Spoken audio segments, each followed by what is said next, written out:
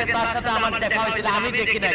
সে হঠাৎ করে আমাকে সোনারগাঁ হোটেলে বাংলাদেশ এবং ভারতের মধ্যে যে ক্রিকেট ম্যাচ ছিল ওই সময় আমার দেখে সে পুলিশ এবং পৃথিবীর কর্মকর্তাদের সামনে আমাকে মারতে আসছিল এবং আমেরিকান কিছু লোকজন এখানে ছিল যাদের সাথে দেখা করতে আমি গেছিলাম, তাদের সামনে সে সবাইকে ইগনোর করে আমাকে মারতে আসছিল। আমি কিছু বলি নাই। পুলিশ এসে আমাকে বলল যে বাদদেন ভাই, সে সেলিব্রিটি, তার কথা বলে লাভ নাই।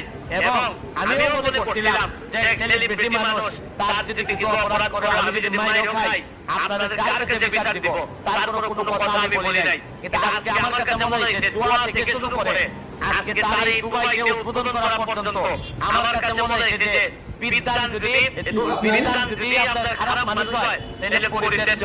সে যত কোয়ালিফাইড লোকই হোক, সে যদি মানুষ হিসাবে যদি ভালো না হয় তাহলে তার হওয়ার সুযোগ নাই। আমি আপনাদেরকে একটা জিনিস বলতে চাই।